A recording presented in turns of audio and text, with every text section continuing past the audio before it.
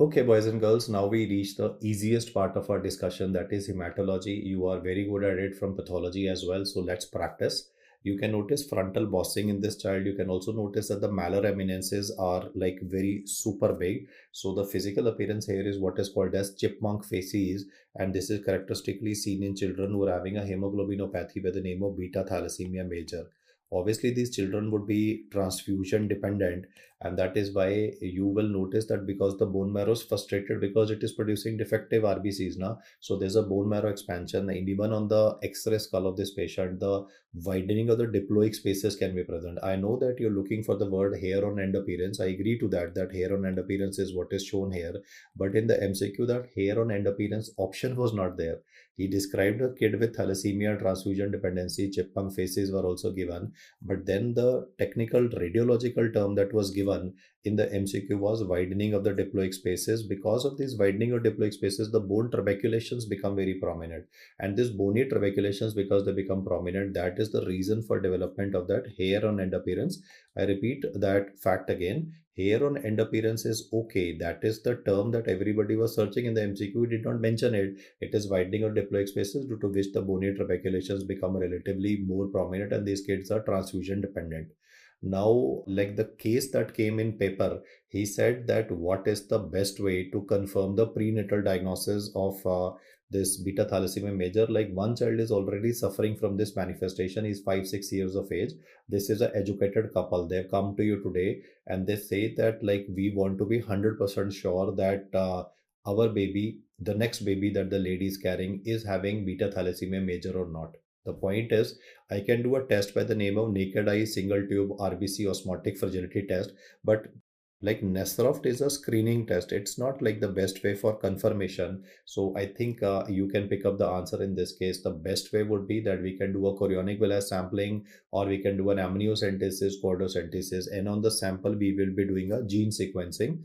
I repeat that again. If I was talking about diagnosis of a case, I can do a HPLC, high performance liquid chromatography, and like it's more accurate as compared to hemoglobin electrophoresis. So I wouldn't need the diagnosis. So in the paper, he first created a story. Like most of the MCQs are gonna be like 2 3 liners. So he created a story. Patient having chipmunk faces, widening or diploic spaces on X-ray skull was given, and then he said ki this child is suffering from the disease, and the parents are pretty frustrated because they are having to come to the hospital almost every month or 1.5 months, and you are having to give blood transfusion of packed RBCs.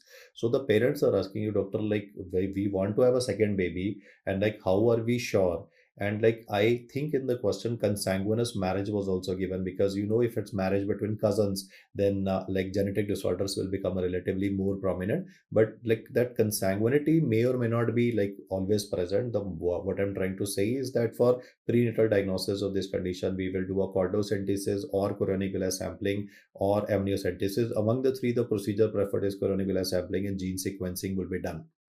Now comes another question: what is the most common complication of blood transfusion leading to death? See, guys, in the older guidelines, the cause was TRALI, that is transfusion related acute lung injury. I agree to that. But now, in the updated version of all textbooks, the answer is TACO, that is transfusion associated circulatory overload. But overall, the most common complication of blood transfusion is development of fever. To make it sound sophisticated, he will write the word febrile non-hemolytic transfusion reaction. FNHTR means febrile non-hemolytic transfusion reaction. It's because, like, let me say I am B positive, you are B positive. If I get blood from you or you get blood from me, like we are still genetically different. No, like we are matching only for two antigens, B positive, but there are so many different antigens on the membrane of the RBC. We are not matching for each one of them. So because of distinct genetic material of everybody, my immune system will react against the cells that I get from you, or your immune system will react to cells B positive that you get from me, and therefore they can be fever. Well, you can just manage that with paracetamol. So like you don't need to discontinue transfusion with respect to febrile non-hemolytic transfusion reaction. Yes, if we start saying that the patient is having flank pain or there is passage of a black urine, then you obviously need to stop, because patient is going into a mismatched blood transfusion. But febrile non-hemolytic transfusion reaction is not an indication for discontinuing. The transfusion has to be given. Now, though these two questions that I've said are having errors, let me introduce some more errors in hematology. Like the next one, I want you to have a quick read at this and mentally make up an answer to this question. Infection risk is increased in this patient of thalassemia major who's received like multiple transfusions. So obviously there would be like secondary hemochromatosis or hemosidrosis developing. To prevent the secondary hemochromatosis, we can also use iron chelators in these patients. Iron chelators we can use are like deferriprone, deferoxamine injections. So like we do try to reduce the damage in the body of these patients by using iron chelators, but still they can develop like because of the siderosis component infections. So I hope you made up your answer at this point of time. The answer to this question, the wrong one that I usually see people answering is option number B, that is encapsulated organisms like Haemophilus influenzae meningococcal infection. This is answer for those conditions where there's a splenectomy that has been done. Like in sickle cell anemia, there is a presence of autosplenectomy by the third birthday because of the sickling crisis component. So in sickle cell anemia, I can understand if you answer encapsulated organisms, but in this particular case, the answer is not option number B. Rather, there is an iron overload that is developing, siderosis that is developing. So the answer would be given as listeria. In fact, listeria and yersinia, they basically are like sidero, like they love iron, I can iron loving bacteria, and they increase the growth. So in thalassemia patients, you have increased incidence of infection with listeria and yersinia. The answer to this is A.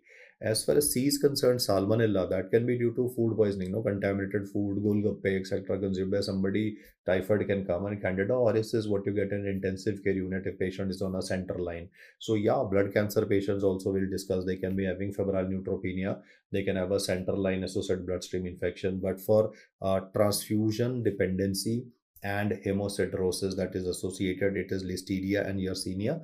If the question mentioned splenectomy, if question mentioned elective splenectomy was done or autosplenectomy of sickle cell anemia, then answer is encapsulated organisms like meningococcus, Haemophilus influenzae, pneumococcus.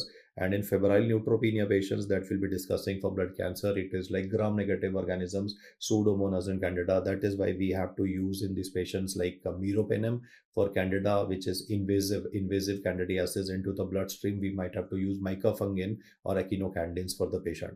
Anyway, coming back to the main agenda, I mean, though I'll talk about these blood cancers also subsequently. The most important aspect is only if the splenectomy description was given, the answer is B. Otherwise, the answer here is option number A. Another common error that I'll discuss is massive blood transfusion leads to. This is much more simpler. This was an FMG exam question because when you are giving blood transfusion to any patient, present in the buffer unit or in the additive solution is citrate. You see, whenever you are supposed to give blood, if you have ever donated blood, I'll say like this, you will notice that in the bag additive solution is present. That additive solution is like CPDA, citrate, phosphate, dextrose, and adenine is present. So my point is citrate will be present. What citrate does is it chelates with calcium. That is one. Citrate, it chelates with calcium, so there can be hypocalcemia manifestation. And second, in the additive solution, citrate is metabolized by the liver. This citrate, when you infuse it, like when you're giving massive transfusion, the citrate will be going in the body in excess. When citrate will go in the body in excess, it will be metabolized by the liver to produce bicarbonate.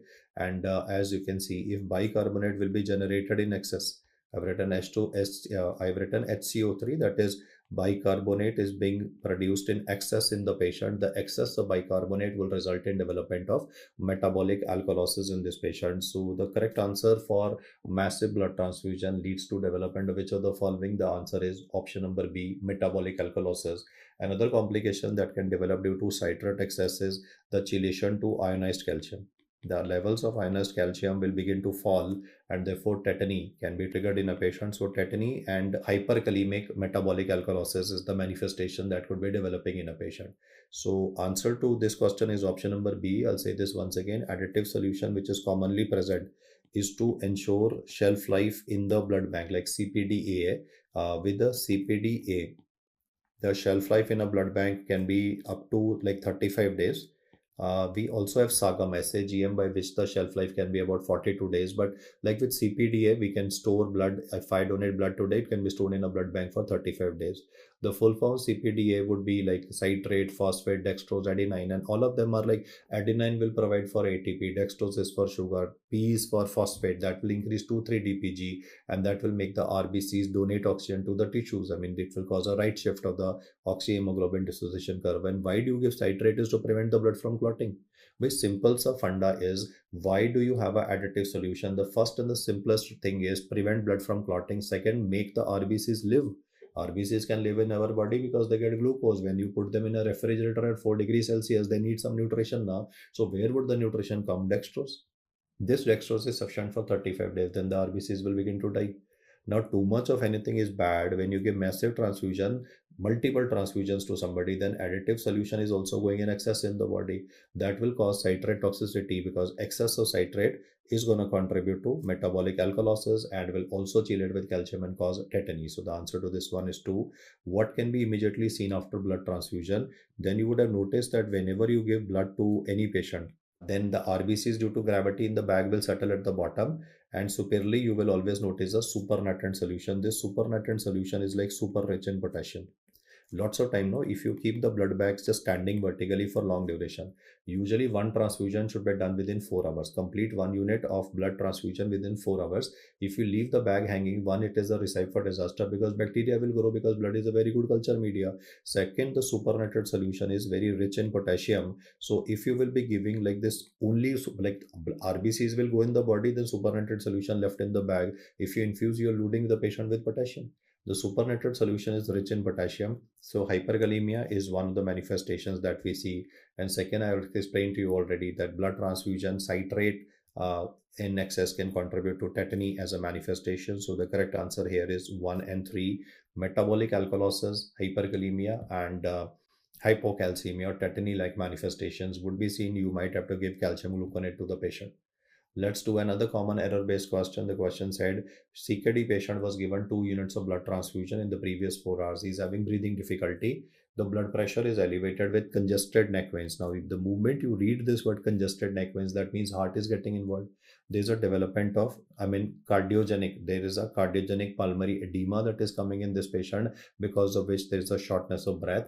The error on the part of the physician was that this patient, we had planned a dialysis. He came, hemoglobin was very low, so I ordered 2 units of blood packed RBCs. My resident by mistake gave him blood transfusion, and that too in 4 hours. 2 units in 4 hours, guys. 1 unit jana chahiye in less than 4 hour period. Here 2 units of whole blood were given in 4 hours, so it will cause a volume expansion. When you give so much of blood too fast, if you give too much of blood too fast, the volume expansion that is occurring disproportionately will contribute to TACO, that is transfusion associated circulatory overload. How do you pick up TACO is that there is a tachycardia, there is a hypertension present with congested neck veins, and therefore in this question we will notice that the pro-anti-BNP levels would be elevated because this is cardiogenic in origin.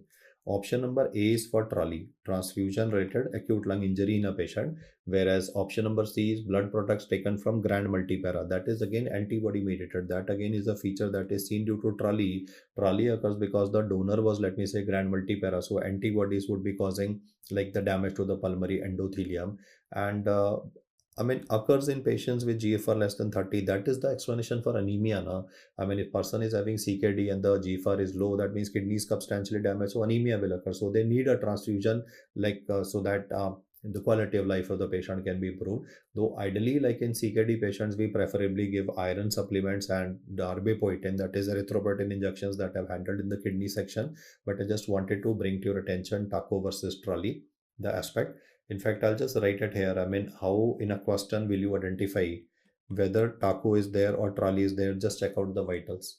In both of these conditions, you will notice that after giving blood products, the pulse rate of the patient will be increased. But if you notice the blood pressure values to be increased in a patient versus normal, then that slight differentiation starts coming in. Then when you will look at the chest x-ray of this patient, you will notice slight subtle differences. In fact, let me just highlight another important aspect here. Jugular venous pressure, JVP, will always be elevated in any patient having TACO, circulatory overload, because it is cardiogenic, but JVP findings will be normal with respect to TRALI. Then when you will do the chest x-ray in the patient, you will look at the cardiothoracic ratio.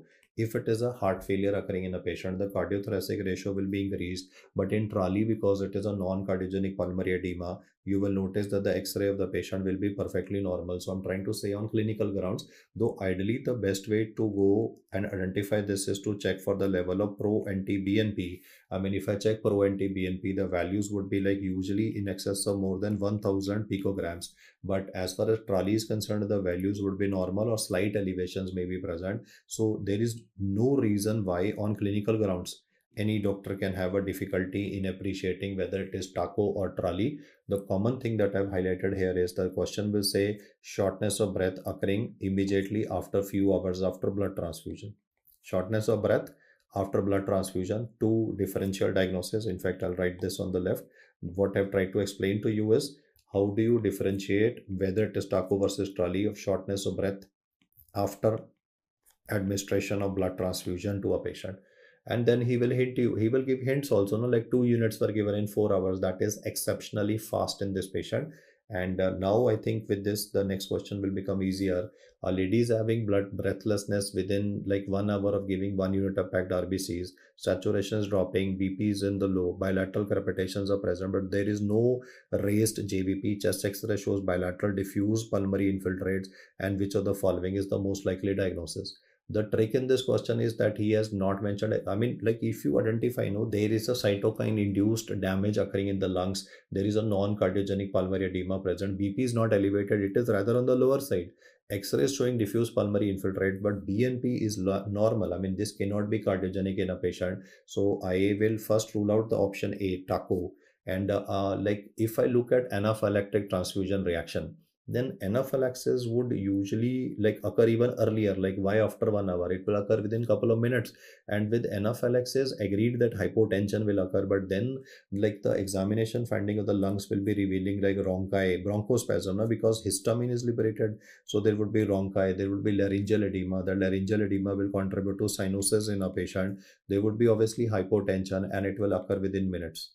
I repeat that again. If anaphylaxis has to occur, it usually occurs very fast. It causes laryngeal edema. So there's a central cyanosis developing, hypotension, rhonchi. None of them are given in a question. So that rules out option number D as well. Now you're left between TRALI and acute hemolytic transfusion reaction. So for mismatched blood transfusion, if I'm saying hemolytic transfusion reaction, then for mismatched blood transfusion, there should be some mention of flank pain.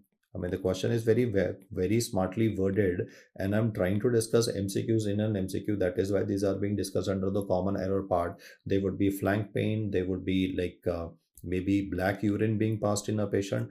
I mean, if he mentions the word hemoglobinuria, okay, but hemoglobin is not red in color. It is brown to black. So the patient can be having a blackish color urine being passed. So the answer by exclusion here is option number C, transfusion related acute lung injury or TRALI is like cytokine mediated damage to the pulmonary endothelium that causes a non-cardiogenic pulmonary edema to occur in a patient. Don't assume that the answer is always TRALI or TRACO. I've tried to rule out two more possibilities, that anaphylactic shock can happen, or for that matter of fact, hemolytic transfusion reaction can happen. But if that hemolytic transfusion reaction due to mismatched transfusion is occurring, then even this will be occurring like usually fast within minutes most of the time. And then there would be flank pain, there would be black urine that would be passed by a person. So we need to keep a close watch on this particular person, and the transfusion anyway has to be discontinued. Now, after talking about transfusion aspects in an MCQ format, these are like some of facts which like are studied in pathology also, but yeah, I thought I had a medical domain will focus on the aspect of multiple myeloma. Very straightforward discussion. In multiple myeloma, the most important MCQ, this has been asked upteenth number of times in NEET, PG and FMG. This is given in the end in the topic of multiple myeloma in the theory book, but I mentioned it as point number 1 in the revision. This is the most neglected part. Prognosis is based on serum beta 2 microglobulin and serum albumin levels in a patient. We can check it in the urine component also. But then the point is the word is beta 2 microglobulin and serum albumin are prognostic markers. The question is not on diagnosis, guys. It is on prognosis. Serum beta 2 microglobulin and then serum albumin levels are gonna be used for prognosis. This is a plasma cell tumor. The condition will be having defective antibody production, mainly of the IgG class. So the leading cause of death in these patients is infections. The major antibody which is affected in this condition is immunoglobulin G class. I'll repeat the fact once again. This condition is having overproduction of the light chains of antibodies. Normally, you need equal amount of light chain and heavy chain. If the light chain overproduction is happening, so the leading cause of death in a patient of multiple myeloma should be answered as infection, because defective antibody production is occurring. If he says which class of antibody is mainly defectively produced, then it is IgG class of antibody. Also, you get hypercalcemia in these patients. The Benzose proteins will block the tubules of the kidney. So two close answers will be there. One is that Benzose proteins are causing tubular damage. Second is hypercalcemia due to bony lytic lesions. Both of them contribute to renal failure, but the single best answer is hypercalcemia. What is the most common site of bony lytic lesions in multiple myeloma? Then your answer would not be given as skull. Skull is the last one to be involved. It is spine and the pelvis. That is why the disease presents with like back pain and like pain with respect to the pelvis. So spine and pelvis are the ones that are involved. Then subsequently, I agree, like, in this patient, spine means vertebra would be involved. So vertebra, pelvis are the initial ones to be involved. And later part, what you can notice is even the ribs getting involved. So pathological fracture and even the skull can get involved. But the most common site, the first single best answer would be vertebra. Question will begin by an old person with low backache. That's because there is a lytic lesions occurring in the vertebra of the patient, and that can cause pathological fracture of the spine. So the guy is having difficulty in ambulation. The workup in this question will always show features of CRAB. CRAB would mean that in the workup he will mention hypercalcemia. The person will also be having renal failure evidence. That renal failure would be usually given in the form of elevated serum creatinine of this patient. That is one of the very good specific tests for kidney damage. Then he will also mention development of anemia, because the bone marrow is having expansion of only the plasma cells. So therefore, like the normoblasts are not able to multiply, so anemia. And then obviously he will mention the workup of the patient, the X-ray of the pelvis of the patient, or X-ray of the spine, or X-ray of the skull shows bony lytic lesions. I re-emphasize once again, bony lytic lesions are most commonly found in the, not in the skull, but in the vertebra or the spine. That explains the back pain in these patients. If in our exam you get a man with a low backache, old man with backache, either think in terms of prostate cancer or think in terms of multiple myeloma, and then he will ask you what is the screening test. So you guys can help me without looking at the notes, because this is taught in pathology also. I mean, maybe Taku and Trolley they may not be very focusing on in the pathology domain, but this I think is very easy. In multiple myeloma, can I know the screening test? Yes, your answer would be, we can either go for urinary protein electrophoresis, or we can go for serum protein electrophoresis, because in these patients there is overproduction of the light chains of antibodies, and this overproduction of light chains is visible in the form of M spike in the gamma globulin component. That M spike word may not be given. He might give a image based question in which you can notice albumin in the electrophoresis, alpha 1, alpha 2, beta 2 globulins, and then subsequently you will notice a spike with respect to the gamma globulin component, which is like one of the main identifying features of this condition, also called as a church spire appearance. The M spike is also called as a church ka jo tip hota na, like it's always very pointed. So M spike or a church spire appearance of the graph, church spire appearance of the graph of serum electrophoresis is what is to be done. The investigation choice for this condition is a bone marrow biopsy. The investigational choice for this condition is a bone marrow biopsy. It's a tumor of the plasma cells, also called as plasmacytoma, and the percentage should be more than how much to call it multiple myeloma. Then I want to bring to your attention that, like, if he says, what is the diagnosis of leukemia? When can you say diagnosis of leukemia? Then leukemia is always present when in the bone marrow aspiration of the patient, the percentage of blasts should be more than 20%. If you read a question in which like the bone marrow aspiration is showing blast more than 20%, that is a cutoff for leukemia. But for multiple myeloma, the cutoff is going to be 10%. And you will also notice some MCQs where the answer is given as 60%. That is in the absence of CRAB feature. So if CRAB is not there, that is hypercalcemia, renal failure, anemia, and bony lytic lesions, you answer it as 60% chalega, but otherwise it is 10%. In multiple myeloma, you need a triad to be demonstrated. I'll just write it. This is optional if you want to note down. The triad part will be total of 3 things. It's already on the slide, but just for practice sake. In the triad, what are the things that should be demonstrated? Myeloma defining events, that is CRAB features should be given. Then he should mention the word SPEP, that is serum protein electrophoresis, or UPEP, urinary protein electrophoresis, showing a church spire appearance in the gamma globulin component. And the third feature would be that the bone marrow biopsy in this patient is showing that the plasma cells are increased. The count of the plasma cells should be more than 10%. If these three things are satisfied, we will say that we are dealing with multiple myeloma, myeloma defining events, SPEB, bone marrow biopsy. If they're satisfied, that's like a clinical diagnosis. Then from the histopathology perspective, if you look at this slide, one, I want to bring to your attention that these cells are like having very big nucleus. Cytoplasm is pushed to the periphery. So these are like evolved B cells going into plasma cells, which are causing overproduction of the light chains. These light chains are accumulating in the cytoplasm. So where the black arrow is present, then the data that is present here is accumulation of the light chains in the cytoplasm of this plasma cell. So this is what you read as Russell bodies. In fact, you will also notice that some of the overproduction of the plasma cells can contribute to this same kind of an appearance of light chains accumulating in the nucleus. So where I put the arrow at the moment, I'll just use a different color at the moment. Where I put the arrow at the moment, the body that is present in the nucleus is still overproduction of the light chains, but for the green arrow, the data to be remembered would be called as Dutcher body. The final answer is whether I say person is having Russell bodies in plasma cells or whether I say Dutcher bodies are present. The basic point is that there is overproduction on accumulation of the light chains of antibodies in the cytoplasm and in the nucleus of the plasma cells. Russell bodies are intracytoplasmic. Russell bodies are, I'm writing IC. IC means they're intracytoplasmic, and Dutcher bodies, as you can see, are intranuclear. So either of the two can be asked to you. And the chromatin in this condition, again, a very classical manifestation, is arranged in a clockwork fashion. So whenever you read Russell bodies, Dutcher bodies, or clock phase chromatin in plasma cells, those are like features which are very classical. The cell looks like as if like the plasma cell is having acne. I'll just symbolically show it. Like I said, there is like these light chains accumulating in the cytoplasm in the nucleus. So it looks like as if the cell is having acne. So the term that's used for this is called as Mott cells. And sometimes these cells might be having a irregular appearance. Like I've shown the same cell at the moment.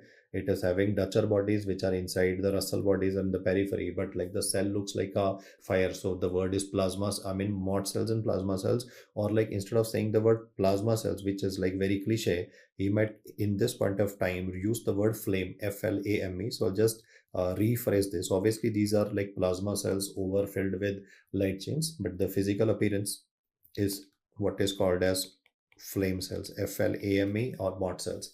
The next ray shows lighting punched out lesions that I've already explained. Urine will be showing paraproteinemia. Bench to paraprotein means positively charged protein. So dipstick, urine dipstick will be negative.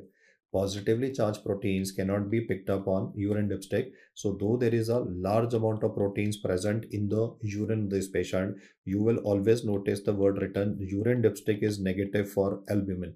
Urine, I mean, the dipstick cannot differentiate between albumin versus globulin. Now, the urine dipstick is designed to pick up albumin. It cannot pick up gamma globulin component. So MCQ will deliberately say that urine dipstick is negative for protein. So you will, I mean, he wants to give that impression that your thought process should be, oh, there is no proteins in the urine of the patient. Obviously, it's loaded with proteins. That is why the kidney tubules are getting clogged, and that is why renal failure would also be occurring in this patient. Though the number one reason for renal failure is hypercalcemia, but the second important reason is that the kidney tubules will get clogged by the excess production of those light chains of antibodies. And then like what is the treatment that would be done? So we preferably go for, if transplant is possible, then transplant eligible patients with the type of transplantation is autologous. That's again very peculiar because we always go for allogenic bone marrow transplantation, allogenic.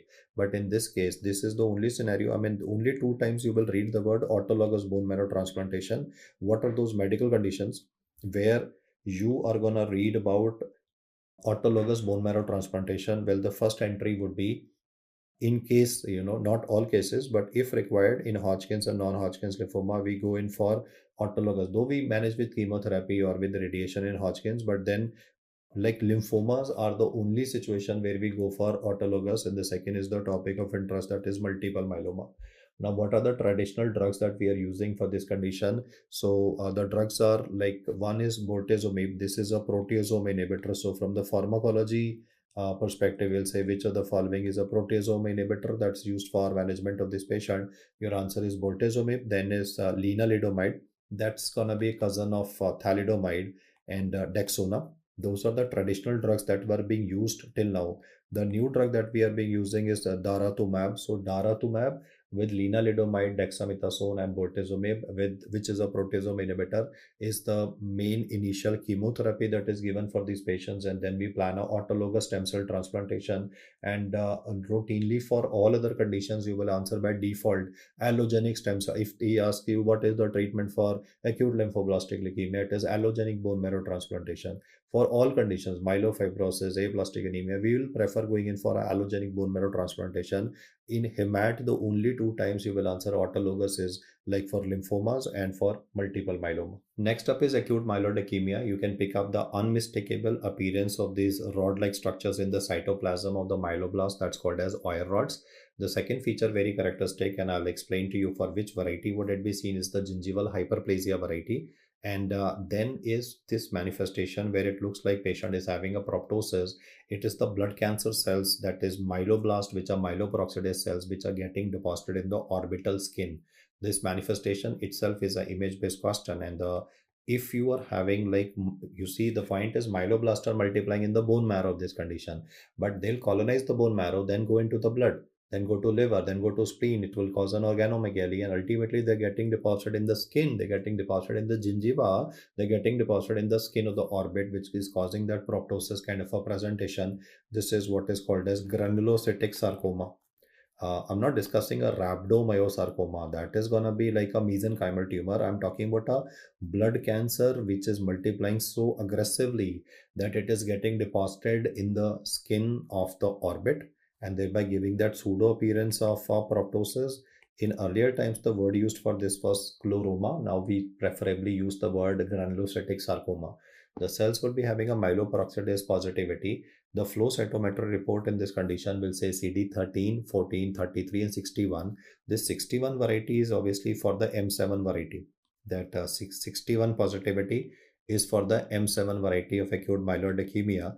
And why I highlighted that is because you would have done this question in both pediatrics and pathology, that patients are Down syndrome. Obviously, they can die because of congenital heart disease, they have recurrent pneumonias, but then they can also end up with development of this M7 variety of acute myeloid leukemia, which is called as megakaryocytic. I'll use a finer font to highlight the M7 variety because these names are asked from the pathology domain, like acute megakaryocytic leukemia. That is the M7 variety is associated with CD61 positivity. Gum hyperplasia is what you get in the M5 variety. Gum hyperplasia is what you get with the M5 variety. You guys can help me here, guys. I mean, for M5, what will be you be using? Your answer is, I'll be like, the technical term that you'll be using is the M5 variety, that is acute monocytic. It is seen with both the M4 as well as the M5 variety, but single best answer according to Harrison is the M5 variety. So we will say acute monocytic leukemia, that is a subtype of acute myeloid. And then comes the good old favorite question where, like, BT will be super elevated, prothrombin time would be elevated, PT will be increased, DIC, the patient would be having like petechiae, purpura, nasal bleeds, hematuria occurring. The patient can bleed like hell. That is seen with the M3 variety of acute myeloid leukemia. The technical name for the M3 variety would be called as acute promyelocytic leukemia. In fact, here he will also ask you regarding that chromosomal swap that is associated. The chromosomal swap for this is T15:17. This results in formation of that abnormal gene transcript called as PML-RARA. And therefore, for management of this condition, we will have to use like aggressive treatment with ATRA, that is all trans retinoic acid. DIC is seen with M3 variety.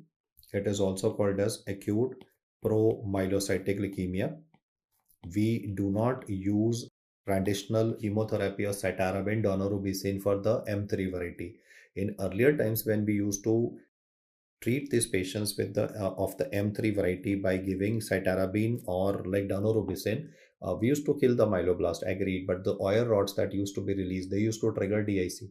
So the problem was earlier when we used to give chemotherapy to these patients, the Oyer rods, which are very predominant in M3 variety, used to cause like the DIC component. So even before we could, like, effectively get a cure, we used to have a mortality due to DIC.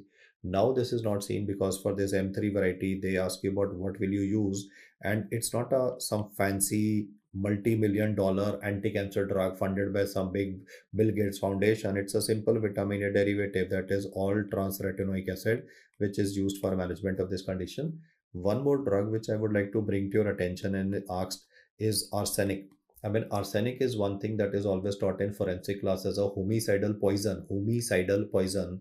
But I am saying that we are using it for treatment of our patient, that is arsenic trioxide, for like ATRA, which is used for ATRA or arsenic trioxide. First answer is ATRA is used for acute promyelocytic leukemia.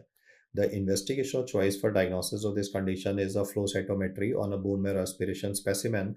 The flow cytometry would be showing the reports of 13, 14, 33, and 61 in case it is M7 variety. When we give our patients ATRA, it can also result in differentiation syndrome. The good news is that the immature cells are getting mature, but then the problem is that these mature cells, they produce a very large amount of cytokines that damage the pulmonary endothelium, and therefore breathing difficulty will occur. So like in COVID, no, we were having that cytokine storm. Similar kind of manifestation occurs there, that when we cause a differentiation by giving ATRA, the cytokines which are liberated by these cells which have now become mature. Now cells were in a maturational arrest. Now the cells are super excited. No, no, I can mature. No, I'm not. When you tend to grow from 18 onwards and you feel that you are an adult, you think that you are on the top of the world. So imagine these to be like those restless teenagers. Earlier, they did not have capacity to release cytokines and kill the bad guys. Now suddenly they've discovered weapons. No, I mean cytokines and alkylobacteria. So the guy is super happy. He got freed from that prison of maturational arrest by giving ATRA, and now that cytokines which are released in excess cause pulmonary edema. So usually by day 3 to day 5, like he'll say day 3 to day 5, patient is having breathing difficulty. And what will you do? The answer is simple. Start at dexamethasone, continue ATRA. I mean, most of the time we don't, because otherwise we lose the therapeutic benefit. So we continue ATRA for these patients. Options were like start at dexamethasone and stop ATRA. One is start at dexamethasone and continue ATRA. So he made permutation combinations like these for management. And one option was even you will give IV empirical broad spectrum antibiotics to the patient. No rule of like in cytocancer, there is no rule of any broad spectrum antibiotics. So acute myeloblastic leukemia, like obviously, ideally, I want the myeloblast count to be more than like 20% in the bone marrow. But the point is, most of the time, we don't need that cutoff because chromosomal associations are present. One of the commonest chromosomal association is like trisomy 21. So if chromosomal abnormalities are present, 15, 17, or like Down syndrome trisomy 21, then like we don't need that cutoff for 20%. I'll say that again. Ideally, for diagnosis of any cancer, you need the count of the cells in the bone marrow to be more than 20%. Lymphoblast more than 20%, lymphoblastic leukemia of the acute variety. Myeloblast more than 20%, acute myeloblastic leukemia. But for chromosomal translocations like 15, 6, 17, then there is no cutoff required. It is just do a flow cytometry, get these numbers right, 13, 14, 33, and you know that you're dealing with AML in a patient, which has like a, I would say, not such a good prognosis as acute lymphoblastic leukemia. The chemotherapy here is cytarabine and daunorubicin. 7 plus 3 means 7 days initially, cytarabine, daunorubicin for 3 days. That's the initial treatment that we use. So like this cancer has a bad prognosis as compared to that of acute lymphoblastic leukemia, which is found in children. Now I will mention blood cancer, which is commonly seen in geriatric population. If the question says overall, what is the most common hematological malignancy, or what is the most common blood cancer that is found in children, then it is easy for you to remember. Then the answer would be given as acute lymphoblastic leukemia. But if I say overall, what is the most common blood cancer in adult population, I'm talking about like people hitting age group of 60 onwards. Then I mean the age group adult does not include like young adults, because cancer is something that's seen in extreme age group, either pediatric or in geriatric. So the most common blood cancer in adult population is not chronic myeloid leukemia, it is chronic lymphocytic leukemia. Also, I want to say that with all blood cancers, radiation will always be a risk factor. Radiation, like Chernobyl, Fukushima, every time, I mean, there, Hiroshima, Nagasaki, anytime there has been like a nuclear fallout, nuclear exposure, radiation is always a risk factor for development of blood cancer. Radiation is not a risk factor. The question was, radiation is not a risk factor for development of which of the following blood cancers? Answer is chronic lymphocytic leukemia. The highlight is the cells which are present here are immuno-incompetent B cells. Chronic lymphocytic leukemia will always be having lymphocytosis present. These are immuno-incompetent B cells.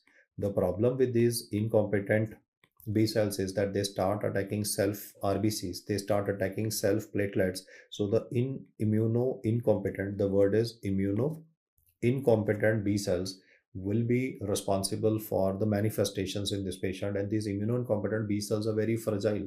So when you will make a peripheral smear, they will get destroyed. So the characteristic slide presentation that they love to ask for this is called as smudge cells. And second problem in this condition is presence of autoimmune hemolytic anemia, because these immuno-incompetent cells do not know how to differentiate between self and non-self. So he may write the word Coombs positive hemolytic anemia, or he may write a peripheral smear finding of autoimmune hemolytic anemia, that is spherocytosis. Traditionally, we read about spherocytes in hereditary spherocytosis in pediatrics, but here I'm talking about autoimmune hemolytic anemia, AIHA, where like spherocytes in the peripheral smear would be present, and combination of the two helps in identification of chronic lymphocytic leukemia. Question will begin with describing an old man. He's having anemia with cervical lymphadenopathy, but like initially I thought it is TB, but in TB the lymph nodes are always going to be like having a matted consistency. These are like discrete group of lymph nodes. These it is like discrete lymph nodes that you can feel at the moment in an old person. And then like there was presence of pallor. They could also be bleeding because there can be autoimmune thrombocytopenia occurring in this patient. So the main thing is autoimmune hemolytic anemia. Thrombocytopenia is a feature with chronic lymphocytic leukemia. Along with this, in these patients, the TLC will obviously be elevated by default because we're dealing with a blood cancer, and the absolute lymphocyte count of these patients will also be substantially elevated. In fact, a lot of time these patients come to medical attention in annual medical checkup. In annual medical checkup of a person, if you are having continuously increased absolute lymphocyte count, disproportionately elevated and showing an increasing trend for continuous 3 months, then you must do a workup for CLL. And what is the workup to be done? Very simple. It is flow cytometry again, but on the peripheral blood. Here you don't even need to do a bone marrow. He says that because the cancer cells are already circulating in the blood, you don't need to hit the bone marrow, just do a flow cytometry on the peripheral blood sample of a patient. So flow cytometry is obviously the main thing that tells you whichever types of hematomalignancy is present. But here the report is very characteristic. The report will be saying 19, 20, 23. These are all markers related to B cell. And then he will shock you by saying that patient is having CD5 positivity. It's a B cell tumor. Chronic lymphocytic leukemia, guys, is a pure B cell tumor expressing a T cell marker. Chronic lymphocytic leukemia is described in the textbook as a pure B cell tumor. This pure B cell tumor is expressing a T cell marker, that is CD5. So when you read this report of CD19, 20, 23 positive, and then he also mentions the fact that the person is having CD5 positivity, that makes it easier for us to remember. I'll mention the numbers again: 19, 20, 23. Understandably B cell, but CD5 is like a T cell marker being expressed, so it's an abnormal cell which does not know how to differentiate between self and non-self, and therefore there's autoimmune hemolytic anemia, autoimmune thrombocytopenia. For CLL, we don't do treatment for all patients, because if it is a very elderly patient with comorbidities, he's having stents in his heart, he's a diabetic also, undergoes dialysis, I'll just do monitoring because anyway the lifespan may be cut short by the comorbidities. But if it's an elderly patient and he is fit enough, right? Observation for elderly patient with high lymphocyte count but asymptomatic, that is one. Right, if he's asymptomatic, I'll monitor. If it is comorbidities, heart attack could occur at any point of time, stroke can occur, so I'll still wait. But if it is elderly patient, is like me say retired from the Indian Army, is very fit, goes for 5 kilometer walk, is having this increased lymph nodes, hemoglobin is falling, platelets are falling, we will go in for the treatment of choice of this condition, that is a BTK, Bruton tyrosine kinase inhibitor, that is ibrutinib. So if he says what is the drug of choice, as of now the answer is not fludarabine. In younger patient we are still using fludarabine. Earlier, like in the older version, I've said fludarabine is the drug of choice for this condition. If they ask you a single best answer, no, because in the paper they'll ask you drug of choice. So drug of choice for elderly CLL patient who's having symptoms present, that would be ibrutinib. I'll just mention that word symptomatic here as well. Obviously, like if the person is asymptomatic, I will just do wait and watch situation. But if it is symptomatic and elderly, like he's still fit enough to receive the side, because chemotherapy has side effects now. So like in old people, we want to see whether they can handle the side effects of chemo, and ibrutinib would be used. For high tumor burden, newer drugs are there, venetoclax or obinutuzumab. And then for younger patients, it's standard FCR, fludarabine, cyclophosphamide, and rituximab. So I just want to bring to your attention this fact that ibrutinib would be the single best answer in the question as of now. Then a lot of these questions would be like, delving into mantle cell lymphoma. The report is thoda milta julta.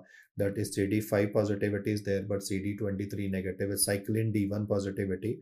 This was INISET as well as FMG exam, and the chromosomal translocation was asked for mantle cell lymphoma, that is 11-14.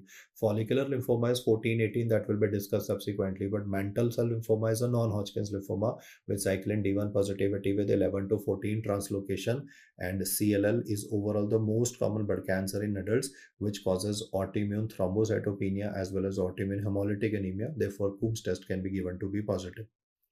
Let us compare this with chronic myeloid leukemia. For chronic myeloid leukemia, the investigational choice is FISH, fluorescent in situ hybridization. In the paper, he had mentioned like these two images. Obviously, this could be any of the cancer cells present. And like I am not a hematologist that I can identify each one of these cells. They are having like basophilia. The nucleus is very big. Like there's an anaplasia component. Nucleus is very big. Cytoplasm is very small. But to help me, he mentioned this slide on the end where like this BCR and ABL parts were cropped out. Obviously, like BCR ABL word is not given, otherwise you will solve the question. But my students told me that two color combinations could be seen, like green and red separately in one slide, and then there was a overlapping, and that was causing that yellow also to develop. So when you get these color ink blots present of two color with like mixing of the two colors, that would be BCR ABL1 transcript being considered. I'll say this once again. In chronic myeloid leukemia, you all know Philadelphia chromosome is present, that is 9:22 translocation, and this results in development of a abnormal, like I can say oncogene, which results in a oncoprotein which causes uncontrolled activation of tyrosine kinase, and therefore cells keeps on multiplying. So what is the name of that abnormal gene that is created is BCR-ABL transcript, and this is the one which ultimately activates this enzyme by the name of tyrosine kinase. Because see, we first have to have genes will cause production of proteins, and these proteins will then activate enzymes. So the problem is abnormal gene causing overactivity of tyrosine kinase. Tyrosine kinase is like a nuclear reactor. It provides unlimited energy to the cells. And if there is unlimited energy, then there is a uncontrolled mitosis. So cancer is a condition of uncontrolled reproduction only. Na? It is a condition of uncontrolled mitosis. It needs fuel. The fuel is coming in the form of like, or it needs some driver to cause that cells to multiply again and again. So tyrosine kinase is the driver which helps in or facilitates the multiplication. For this tyrosine kinase activity, we first need to have an abnormal gene.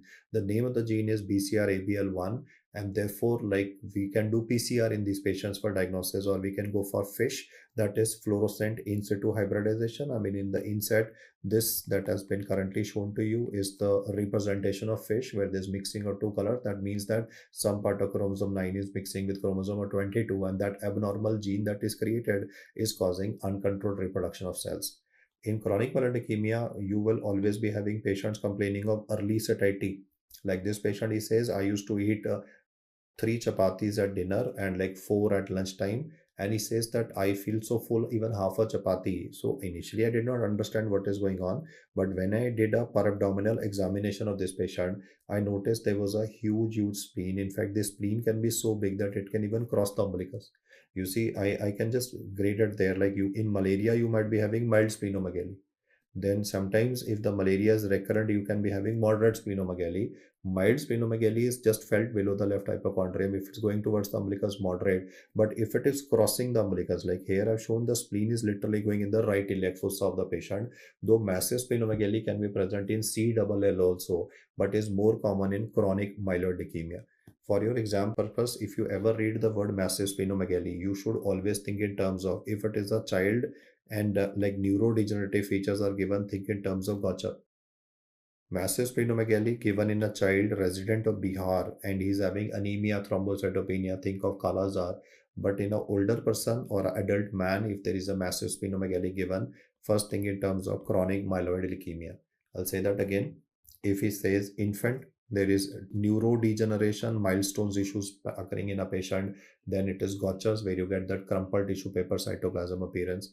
If it's going to be a child resident of Bihar or West Bengal and there's anemia, thrombocytopenia, Kala Azar. If it's going to be adult for massive splenomegaly, then think in terms of CML. But what extra will be given in CML that you know is one shift to left. Shift to left would mean that immature cells would be coming in the circulation, not one, multiple.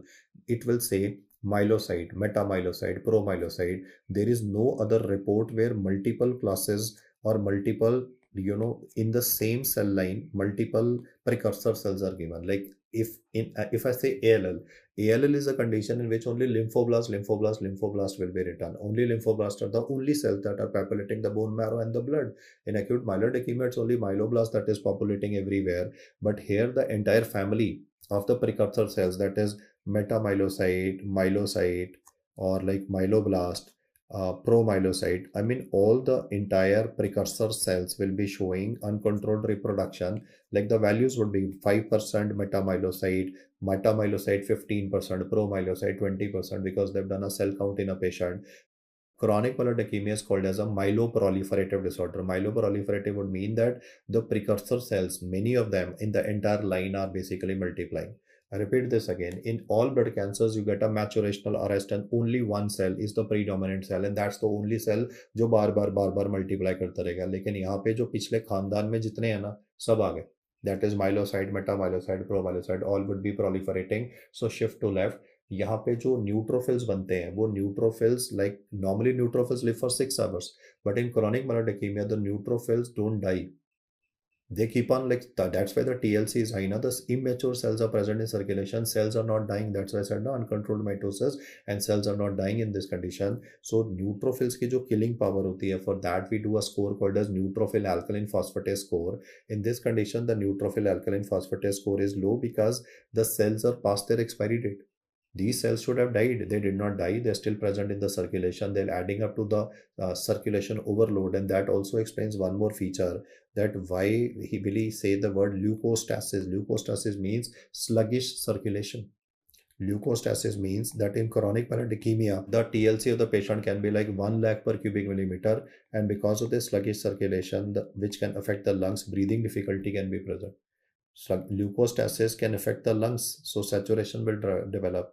It can affect the brain, so person can be drowsy. It can affect multiple organs, but like leukostasis can affect lungs and the brain. So lots of time you would have noticed oxygen being given to blood cancer patients because their saturation is low, because the total cell count is substantially increased. Plus, you will notice drowsiness, lethargy, and even like stroke-like features can occur in patients if the TLC component is very high, including blindness can occur in these patients. What are the clinical manifestations that can occur? It can be desaturation. It can be desaturation in the lungs. I'll write it separately. Desaturation of the lungs. Then brain issues, drowsy, lethargy, unconsciousness can be present. Leukostasis can also contribute to sluggish circulation in the penis. So person can be having a painful erection. Priapism. Leukostasis can contribute to sluggish circulation in the retina, so even blindness can be occurring in these patients. So CML is not only about like reading about blood cancer and a massive splenomegaly. He can mention any of these manifestations of leukostasis present. The cells are not dying, they're past their expiry date, the killing power is less, therefore NAP score is less, and serum vitamin B12 levels would be elevated. Normally in all blood cancers, like white blood cells carry transcobalamin receptors, so B12 levels would be elevated. And the scantiest cell in the bone marrow, guys, scantiest cell in the bone marrow is basophil, and scantiest cell in the peripheral blood is basophil. It's produced from myeloblast. I'll rephrase my statement. Scantiest cell in the blood stream is basophil. Normal count is 0 to 1%. CML question in the workup will always mention basophilia. So massive splenomegaly के साथ में जो labs दिए होते हैं which help you identify this topic is shift to left. How will you write shift to left? सारा खानदान लिख देगा. Myelocyte, metamyelocyte, promyelocyte सभी आ गए पार्टी में. The cells are not dying. बूढ़े हैं, they should have died. They did not die. They're still in the circulation. They lack the capability to fight. Old neutrophil can't fight. So you would have pneumonia. You would have meningitis in it. This person's son and daughter is asking you, sir, why did my dad have like this pneumonia episode? If you're saying TLC is high, then it should not contribute to like any infection. If TLC somebody is high, then it should be like the body is fighting against the infection. Why there are immature cells, and these immature cells are past their expiry date. One is immature, second is past the expiry date. They don't know how to fight. That's why recurrent pneumonia, herpes zoster, chickenpox reactivation can occur. And if you forget everything, guys, basophilia is not written in any other question except for chronic myeloid leukemia. The main investigation that is done in this case is FISH or a PCR, and the drugs that we use are like tyrosine kinase inhibitor. Last time I spoke about tyrosine kinase inhibitor was for like this patient who was having gastrointestinal stromal tumor just that has metastasized to the liver. Then was a question, this was FMG exam, he mentioned about this mutation, T315I mutation. Because of this mutation, the patient will be resistant to both first generation, second generation tyrosine kinase inhibitors like even imatinib, nilotinib, dasatinib. They'll not work. So because of the resistance to first and second generation tyrosine kinase inhibitors, second generation I said verbally, you know from pharma, like nilotinib, dasatinib. Then we will use ponatinib for this patient. थोड़ा मुश्किल था ये FMG exam का question, but worth the effort. T315 mutation का मतलब क्या होता है? That it would be resistance to first and second generation tyrosine kinase inhibitors, and ponatinib is to be used. Let's look at like certain findings which will always be given for ALL and for acute myeloid leukemia. In both of them, the common information given is that the person will be having anemia, because any blood cancer normoblast will not be able to multiply. Along with this, bleeding manifestations can be given. Bleeding can be in the form of petechiae, it can be epistaxis, hematuria in a patient, it could be purpuras or bleeding tendency that would be occurring. Apart from anemia and bleeding, there would be sternal tenderness that would be coming up in any blood cancer, because when the precursor cells will multiply in the bone marrow, they will cause stretching of the periosteum, which is the pain sensitive structure in the bone, and therefore sternal tenderness or bone pain can be described. So this is a common finding between both the acute leukemias. And now let's look at certain selective features which are specialized to them. Acute lymphoblastic leukemia is usually seen in children, and the special manifestations in this question, apart from anemia, bleeding, sternal tenderness, bone pain in these patients, can be that patient could be having CNS leukemia. So meningismus can be given in this question. They can be testicular lump or testicular, like normally you don't read about cancer going to the testis because there's a blood testis barrier, but this can cross the blood testis barrier. This tumor can cross the blood brain barrier. So testicular lump can be given, or CNS leukemia as a manifestation can be given. That's why we have to give intrathecal methotrexate in these patients. And then subsequently, as the disease will progress, organomegaly will occur. So I'll just add one word. Hepatosplenomegaly may be present at diagnosis or will develop over a course of time, because first the cancer cells are in the bone marrow, but then they'll come out of the bone marrow and they'll colonize like the liver and the spleen. So hepatosplenomegaly will occur, lymphadenopathy will occur. Now, what will be given in question of acute myeloid leukemia? What will be given in questions of acute myeloid leukemia is what I say next. Apart from these manifestations, one, it will usually be an adult patient. But don't be surprised if he mentions about a child, but the child will be having Down syndrome. So either it is an adult or it's a Down syndrome question that would come. And then he will mention certain very characteristic manifestations of AML. One can be this manifestation of proptosis developing in this Down syndrome child. I had given two terms for it because this term is shorter, though it's an older one. I'm using it. Granulocytic sarcoma will take up more space. So I've already told you granulocytic sarcoma and chloroma can be a manifestation. Or he will say that the person is having gingival hyperplasia. So when you start reading a question on adult with anemia, sternal tenderness, bone pain, bleeding, hepatosplenomegaly with either a chloroma or a gingival involvement, then you know that you're dealing with a case of acute myeloid leukemia. For ALL and AML, both of them, bone marrow aspiration is the best way forward, and on the sample we can do a flow cytometry. Now I will talk about chronic myeloid leukemia. In chronic myeloid leukemia also, initially he'll mention old person having anemia, but then he will say he's having early satiety. He will not straight away write the word massive splenomegaly. He will say that he says that he eats half a roti and he feels full. And then another thing would be constipation because of the pressure of the transverse colon of the patient. So lots of time initially he may not write the word massive splenomegaly. Question में क्या लिखा होगा clinically इसको सुन लेना. He will say early satiety. He will say that the person is losing weight, he's having early satiety, he's not able to eat well, and there's a constipation because the massive spleen will be pressing on the transverse colon of the patient, it is pressing on the stomach. So initially, like the massive splenomegaly word will be concealed in the question. It would be in the second, third, or the fourth line that you will come across this. Anemia, massive splenomegaly is one of the important hints. In chronic lymphocytic leukemia also, like there would be anemia. The reason for that is autoimmune hemolytic anemia here.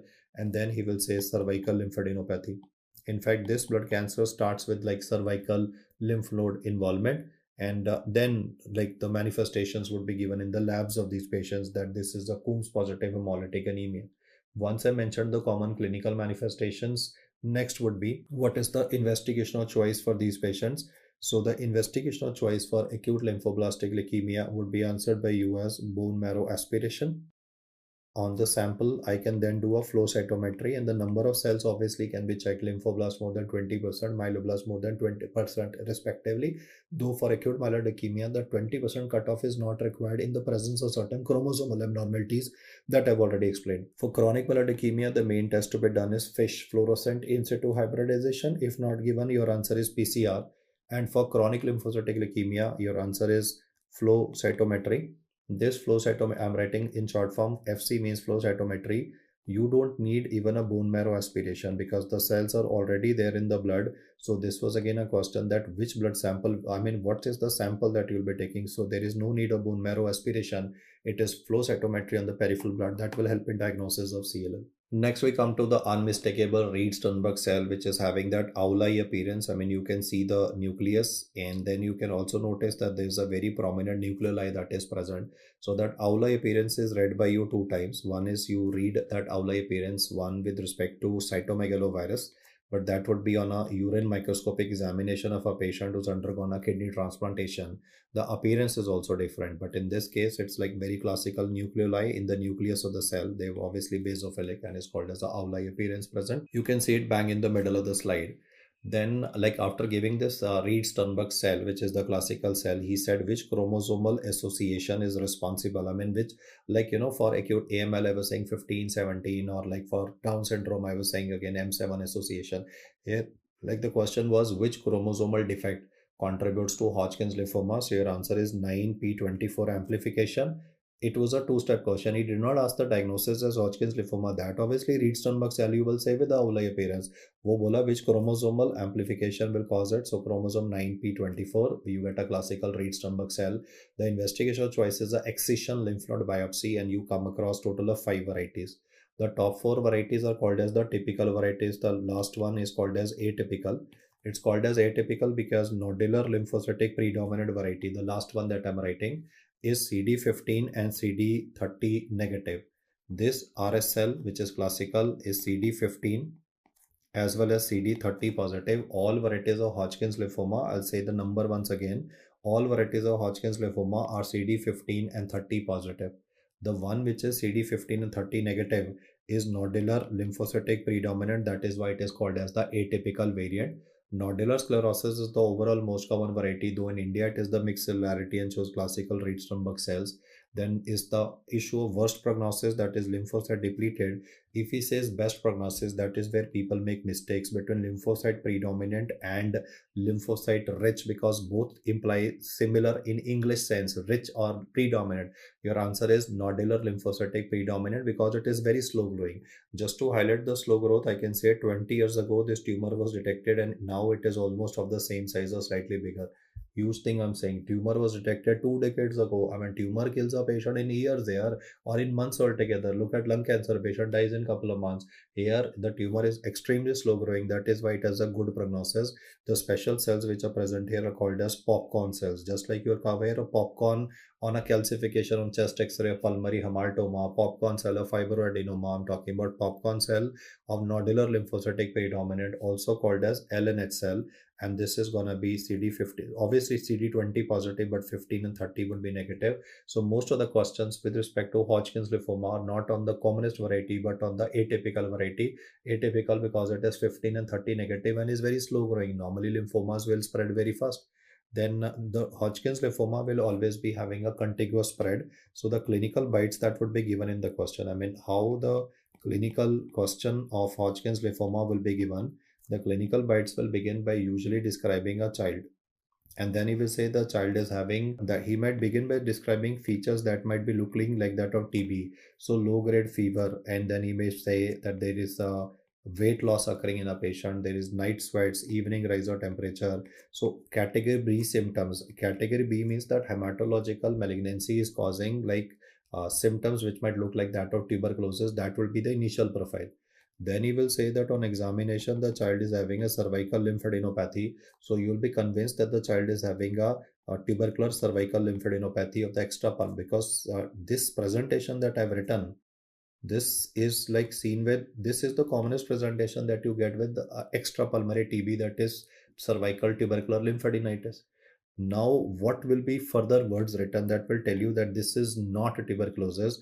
He will say that when the doctor had was evaluating the lymph nodes, the consistency of the lymph nodes was rubbery. It was rubbery consistency of the lymph nodes.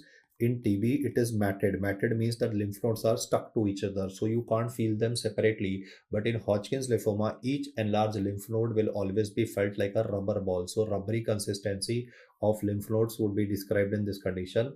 And then I can say that this tumor will always have a contiguous spread. Like initially it will involve one side of the neck, then it will go to the contralateral side of the neck, then it will go in the chest, then will go in the abdomen. So this lymphoma respects anatomical boundaries. It spreads via lymphatics in a question. Though initially you might think that this is a presentation of TB, but then the rubbery consistency of lymph nodes would immediately clinically tell you the fact that this is not routine tuberculosis, where matted group of lymph nodes would be present, and you will go ahead with excision lymph node biopsy, where any of the following varieties can be demonstrated. The commonest one that is seen is overall nodular sclerosis on a global basis.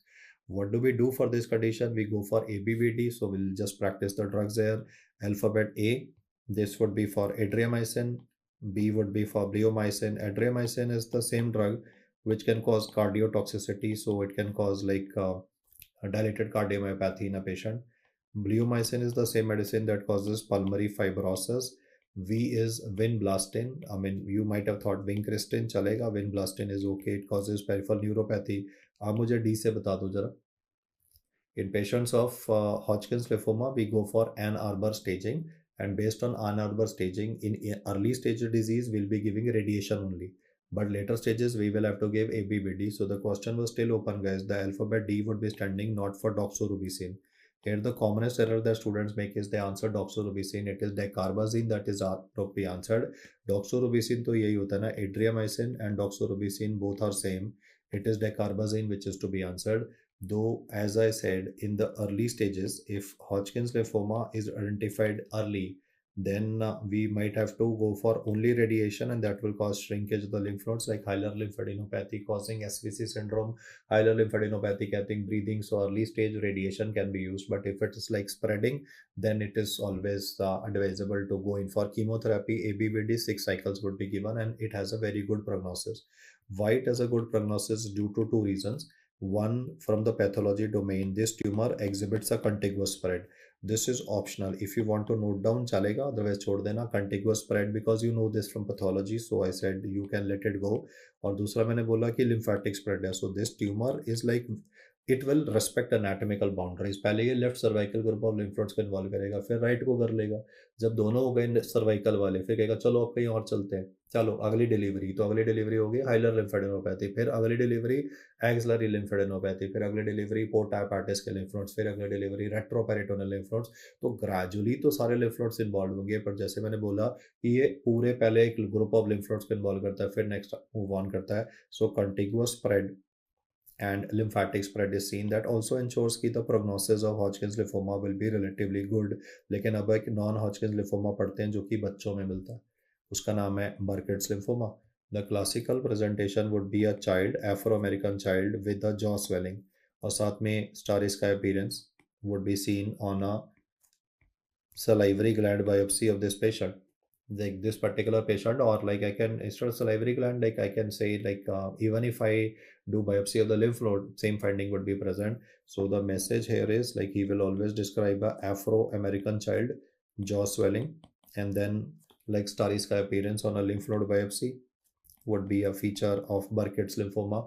It is due to Epstein-Barr virus induced chromosomal translocations ना 814, then can be translocation 814 की जगह पे 822. अब मुझे third और last बता दो फटाफट से, सभी में 8 आता है. 814, 822 and then is 28. These are chromosomal translocations associated with most common being 8:14. This 8:14 usually results in overgrowth of CMYC gene, which causes uncontrolled proliferation of cells. So in this Afro-American child, we will be going ahead with a lymph node biopsy showing a starry sky appearance. and the treatment in this condition is Codox-M. So Codox-M में drugs याद करने की जरूरत नहीं है, but I'll just mention them for completion. Cyclophosphamide, then Oncovin. Like O से वो query यही होती है कि सर आप तो बोले Codox है, तो O कहाँ पे है? Vincristine लिखा है, तो Vincristine is also called as Oncovin. So doxorubicin हो गया, methotrexate is used here, ifosfamide, etoposide and cytarabine plus minus rituximab is used for management. यहाँ पे R-CHOP नहीं बोलना है. For Burkitt's lymphoma, we don't recommend R-CHOP now. It is like Codox-M and rituximab, which is the chemotherapy that would be used for this particular condition. And because इसका जो tumor doubling time है, that is like as little as 48 hours. Every 48 hours में ये double हो जाता है. तो इसके साथ में मतलब highest risk of, in fact I would rephrase the statement, among all the cancers that you will, blood cancers, solid organ tumors you will study, if he says which of the following tumors will be having the highest risk of development or tumor lysis syndrome, then the answer is the topic of interest, that is Burkitt's lymphoma. The features of tumor lysis syndrome have been discussed upteenth number of times, but still I'm getting an opportunity, so let's do it once again. The cancer cells will die, so ATP से generate होगा phosphate. This phosphate will chelate with calcium. So the only thing that is less in tumor lysis syndrome is the value of calcium.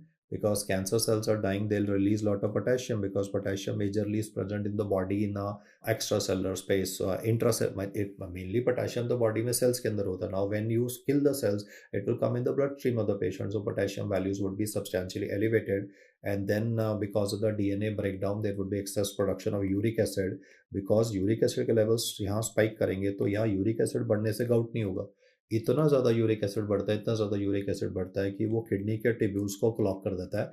And therefore मैंने ऐसे देखा है जैसे ये powdery deposit uric acid crystals का, जो कि पूरे किडनी ट्यूब्यूल्स को, लूप ऑफ एनले को ब्लॉक कर देगा, तो अल्ट्रा फिल्ट्रेट मूव ही नहीं कर पाएगा. That is why they would be acute tubular necrosis और renal variety of acute kidney injury. ये भी पूछ सकता है कौन सा टाइप, तो acute tubular necrosis is the renal type of acute kidney injury that is occurring in this patient.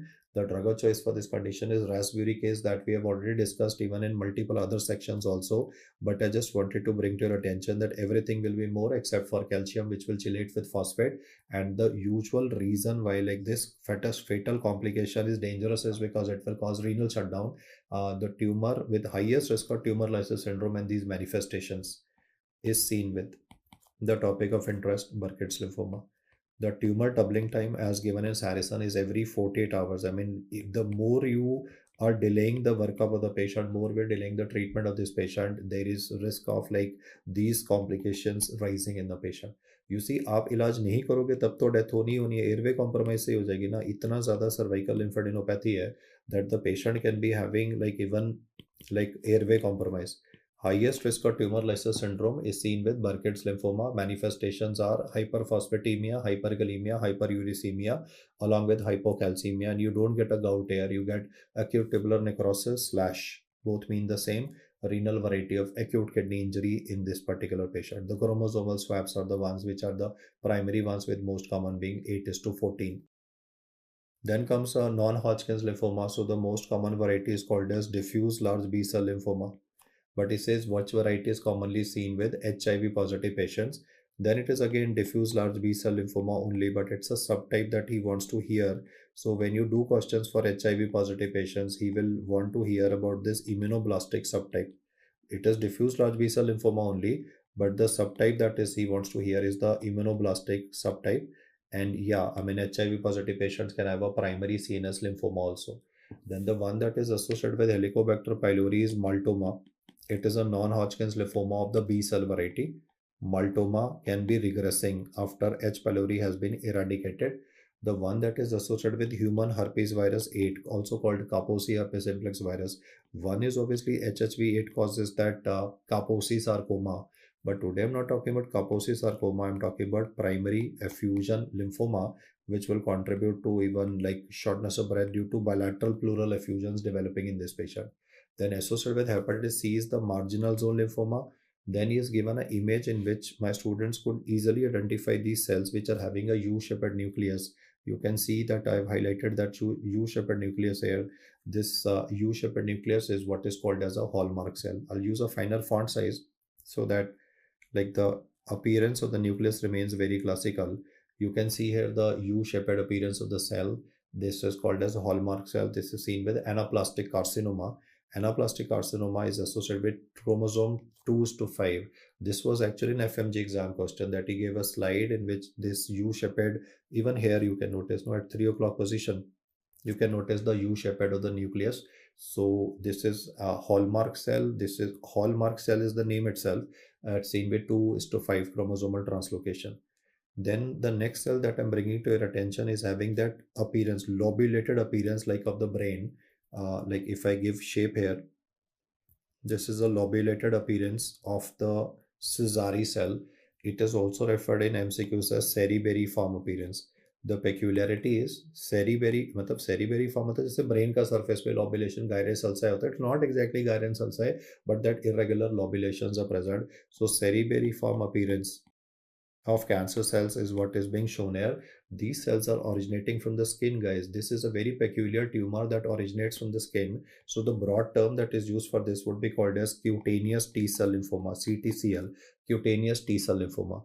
The cutaneous T cell lymphoma, as long as it is localized, as long as it remains in the skin, then we will use the word mycosis fungoides. It is the localized form of cutaneous T cell lymphoma. और जब वो फैल जाता है, when it will show a dissemination and it will cause a organomegaly like hepatosplenomegaly, then we call it Sézary syndrome. Mycosis fungoides and Sézary are the same manifestations. Localized matlab this is the early presentation of the disease, that is like only like the skin would be having erythroderma, itching present, lot of time misdiagnosis as atopic dermatitis would be kept. But if there is a dissemination happening, that is a late manifestation that hepatosplenomegaly will occur, then we will say the word Sézary syndrome. The broad term is cutaneous T cell lymphoma. Initially सिर्फ skin का involvement होता है. अटोपिक dermatitis के जैसे miss diagnosis रहेगा, patient को etching है, erythroderma है, पूरी बॉडी बिल्कुल लाल हो रखी है, पेशेंट स्टेरॉइड की क्रीम में लगा रहा है, ठीक ही नहीं हो रहा. कह रहा मैं डर्मा को दिखाया और वो तो स्टेरॉइड दे रहे हैं, स्टेरॉइड से ठीक नहीं हो रहा है क्योंकि तो कैंसर है ना sir. It's a non Hodgkin's lymphoma that starts from the skin and then will disseminate later. So early form is called as mycosis fungoides and the late form is called as Sézary syndrome. Here for mycosis fungoides, one additional point I would like to say is from the histopathology perspective that there is formation of Portier's microabscess in the skin. There is formation of आप integrated वाला सुनेंगे, उसमें मैंने derma में discuss किया हुआ है that histopathology and वो कैसे दिखते हैं, that have discussed in the derma section. और कहाँ पे लोकेटेड होते हैं डर्मा स्किन में, वो भी इंपॉर्टेंट है ना कि लाइक यू नो स्किन के भी अलग अलग लेयर्स होते हैं. सो पोर्टियस माइक्रोअब्सेस, मुनरोज माइक्रोअब्सेस कैसे दिखते हैं, that have discussed in the dermat section in the integrated part.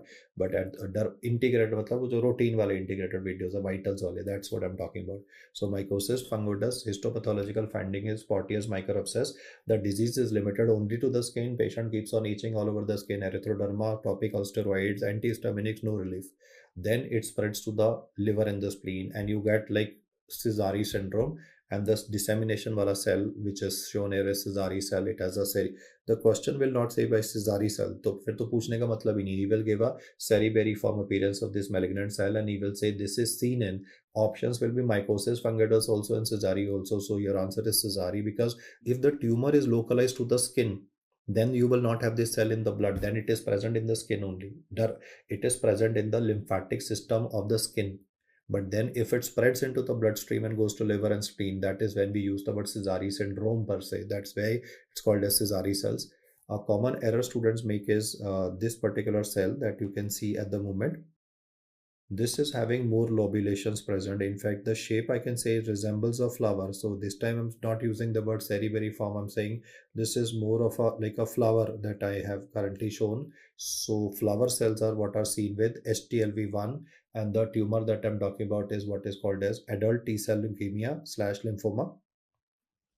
Again very favourite of ये दोनों एंट्रीज जो है ना, ये एफएमजी एग्जाम में दबा के पूछी गई हुई है. माइकोसिस फंगोइडस का, Pautrier's microabscess and Sézary cells for Sézary syndrome, and that appearance of flower cells and with HTLV1. Question ऐसे था, उसने खुद ही बोल दिया फ्लावर सेल. आपसे ये नहीं बोल रहा कि डिस्क्रिमिनेट करो, आपको हेमेटोलॉजिस्ट बना रहा है कि flower cell versus cerebelliform appearance. No, वो खुद ही बोला कि these are, he gave the slide, he said these are flower cells, and then the question was like which virus would be causing it. So it is HTLV1, And then comes the favorite of our examiner, chromosomal translocations, because 14 hai, so anybody can go get it wrong. So we'll try to do one at the moment. Follicular lymphoma, follicles start developing in a young girl around 14, 18 is when you hit puberty. So at that time, like the person is, I mean, that's just a way to remember 14, 18 ka number, no, 14, 18 are like that age when person's hormones would be raging and person would be looking for excitement and focusing less on studies and focusing on everything else in life, understandably, right?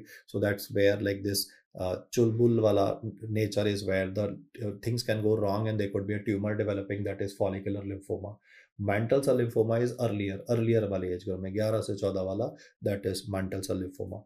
In investigation choice is obviously excision lymph biopsy, and we will have to manage the patient by using chemotherapy, because non-Hodgkin's lymphoma will always be having a hematogenous dissemination. It will always be having a hematogenous dissemination, so multiple group of lymph nodes would be involved. अब ये anatomical boundaries को respect नहीं करेगा. अब ऐसा हो सकता है कि एक लिम्फ नोड यहाँ गर्दन में और एक ग्रोइन में ग्रो कर रहा है, एक रेट्रोपेरिटोनियल ग्रो कर रहा है. So multiple group of lymph nodes, it is like multiple group of lymph nodes that would be involved. R-CHOP is rituximab, C cyclophosphamide, which is notorious to cause that hemorrhagic cystitis. Then H would stand for hydroxydonomycin. O would stand for Oncovin. Oncovin is the other name for like vincristine. So I would expect you to like read up the side effects of each of these drugs by yourself from pharmacology while I jot down the data. Oncovin is gonna be like vincristine, and then P would be standing for prednisolone. You will notice that both in Hodgkin's and non-Hodgkin's lymphoma, it's a lymph node biopsy that we are doing, excisional lymph node biopsy that we're doing. But from the prognosis perspective, I can say that non-Hodgkin's will always be having a bad prognosis because of the hematogenous spread of the tumor. You will notice that majority of these tumors are B cell variety, the exception being that Sézary syndrome, which is a cutaneous T cell lymphoma. The chromosomal translocations are anyway studied. We have already spoken about them. Just adding a few more details for beta thalassemia, you get chipmunk faces, anemia with splenohepatomegaly and target cells. Target cells मतलब जो RBCs होंगे उनके अंदर ऐसे अलग से this is alpha 4 chains, like beta thalassemia की बात कर रहा हूँ. तो beta thalassemia major will make the patient transfusion dependent, and in patients में जो alpha chains होती है, क्योंकि beta तो है नहीं, there's no beta chain available, so the alpha chains will coil among themselves. So what you see as a pink dot inside the RBC, I'll show, like if you have ever looked at the peripheral smear of a person of thalassemia, you will always notice that pink dot in the middle. I'll show you that also. That's called as alpha 4 tetramer, which is coiling among themselves because of the absence of the beta chains, and this cell would be called as a target cell. Reticulocytes imply premature RBC, so the values would be elevated. The test we'll do is called as a hemoglobin electrophoresis. I mean, the main test we do is HP electrophoresis in these patients. But if they ask you, like overall, what is the best test for beta thalassemia, like in the workup of these patients from the investigation perspective, the first test I would still like to answer for these patients is beta globin gene sequencing. If I can do a beta globin gene sequencing, I can easily identify thalassemia major versus intermedia. The second test I can do is a high performance liquid chromatography. HPLC is always more superior. I'll repeat that statement. If beta globin gene sequencing is not given, like for that prenatal diagnosis, I mentioned beta globin gene. Here I'm saying that in this question, there's a possibility that he might ask you about conventional diagnostics, in which you will be stuck between HPLC and hemoglobin electrophoresis. Then hemoglobin electrophoresis can have errors in interpretation. So it is like HPLC, high performance liquid chromatography, that would be answered as like the best test for diagnosis of this condition. The clinical manifestations here is splenohepatomegaly. Normally, like in all blood cancer, it is hepatosplenomegaly, but here because it's a hemolytic anemia, therefore the word is splenohepatomegaly. Sometimes instead of writing this word, he may write the word extramedullary hematopoiesis. The liver and the spleen are increased in size in this condition because even the liver and the spleen are busy trying to produce normal cells. Obviously, they cannot produce normal cells because there is no supply of the beta chain. So even they will produce defective RBCs only. But like the bone marrow and the liver are busy producing RBCs. मेहनत सब कर रहे हैं, result नहीं आ रहा. मेहनत सब कर रहे हैं, result नहीं आ रहा. That's the point in thalassemia. That's why the anemia in this condition is like pretty devastating. And what I also want to mention here is that they can ask you to compare these various reports of iron, serum ferritin, and TIBC.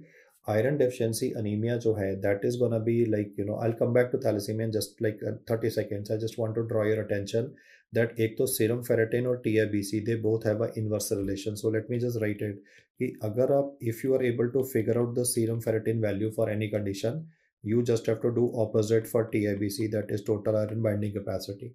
Having said that, iron deficiency anemia is a deficiency state. So because of deficiency, I can say that iron will also be low and ferritin will also be low. And because you can see that if iron and ferritin will be low, arrows are going in same direction for iron and ferritin, but TIBC, that is iron binding capacity, would be increased. Sideroblastic anemia can be taken as an iron-rich state. In this condition, the red blood cells are loaded with iron. That is called as Pappenheimer bodies. So because of richness state, iron will also be more and ferritin will also be more. And because of the inverse relation, the TIBC part would be less.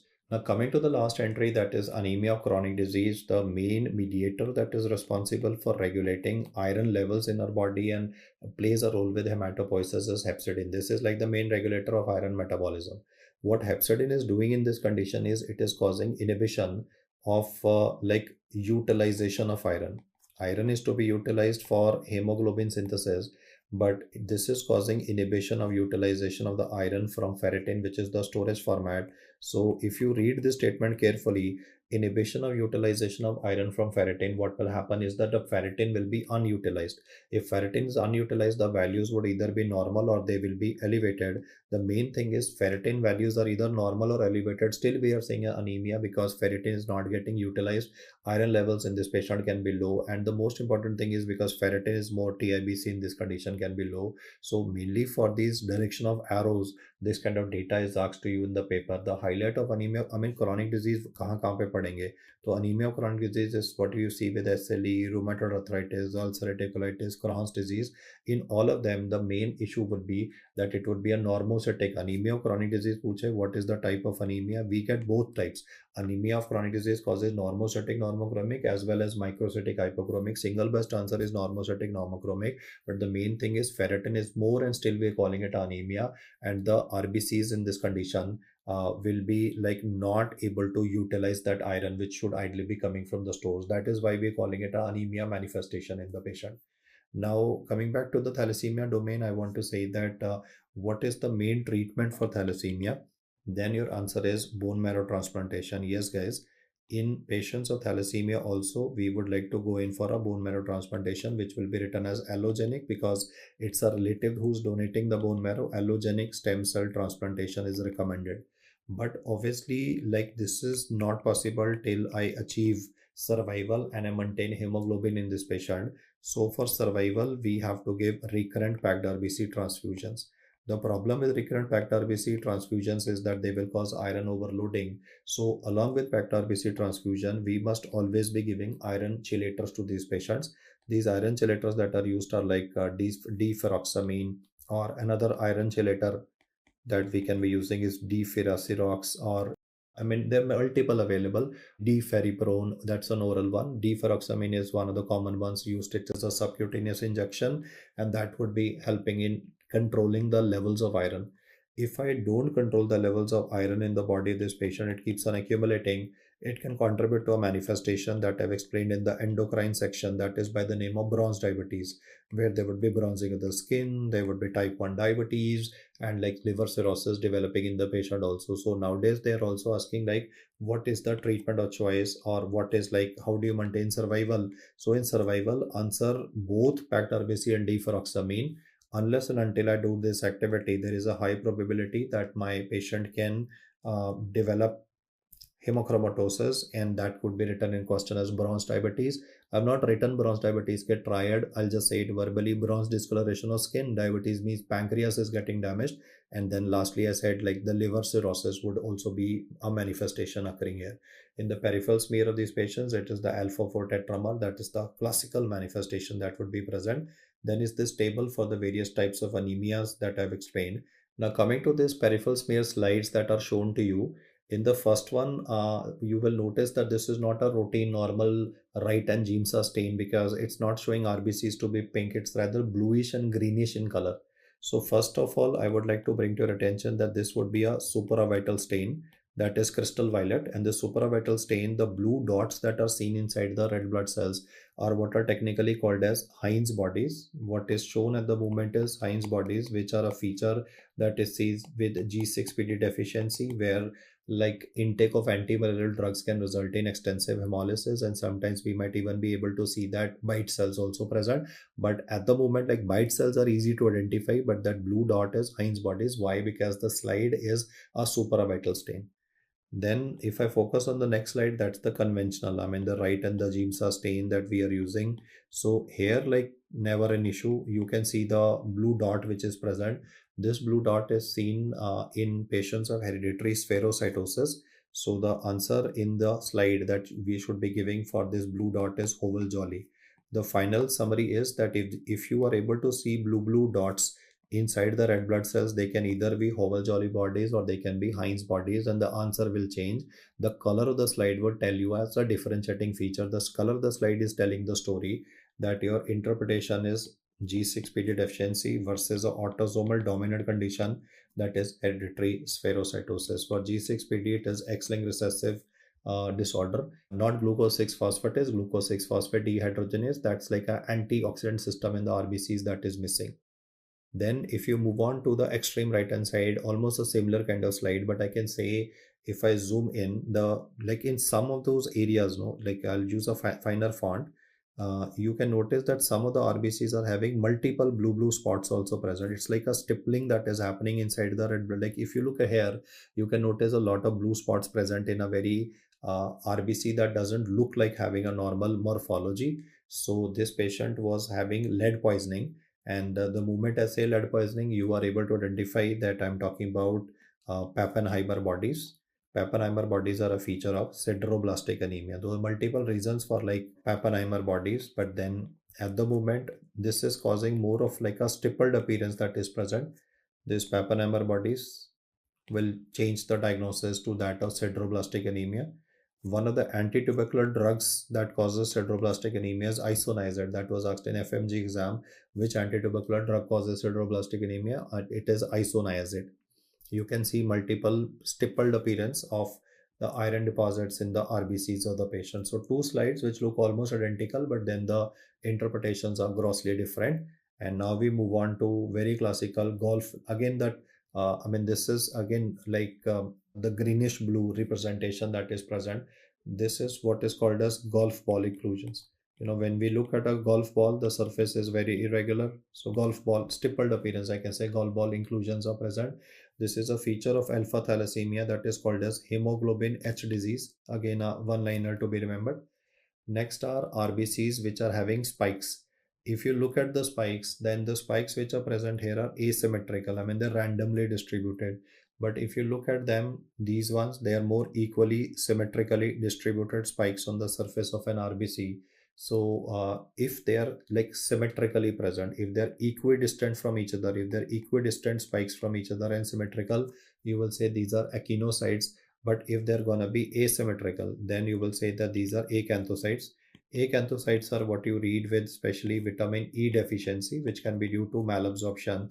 The message for acanthocyte is always that it would be asymmetrically placed, asymmetrical position of the spikes. In acanthocyte, how to remember? Either you can remember like asymmetrical, A for acanthocyte, A for asymmetrical spikes, or the second way is like it is equidistant from each other, that is acanthocytes in a patient. So like a lot of these slides are covered in histopathology, but I have tried to mention ones where like you know the overlapping information and like missing out the data risk is substantially high. So these are the details, guys, that I want you to remember. The main focus would be the transfusion biology aspects that I described to you, and then are a couple of aspects which I think I've been able to revise the pathology domain here with you, including this table, which is a high yield table, must know fact, investigation of choice, and the clinical presentation of the common malignancies. So keep hammering, guys, keep working. And I'm happy that you've reached up to this particular level in the rapid revision, which means that you are doing a good work. But if you've started with this video, liver, GI, and like hematology, then my suggestion is that first take the bull by the horns and face the cardio and the neuro videos, because that's like the main bulk, that 20, I mean 80% MCQs come from 20% topics. This is like that food comfort, like जैसे comfort food होता है कि chips खा रहे हैं तो satiety मिलता रहता है, तो this is because this is relatively easier and because studied in other subjects, so we are able to relate better. So we keep on reading this only. But my suggestion, if you've covered liver and spleen, cool. If you haven't, if you've covered the brain and the heart, great. If you haven't, then take it on, man, take it on the chin, and face it spot on. And thank me later after, after you're done with your exam. So take care, guys, god bless you. And it is really, I would say, I would say a blessing in disguise that I get an opportunity to interact with you guys through the virtual route. Take care. Bye bye.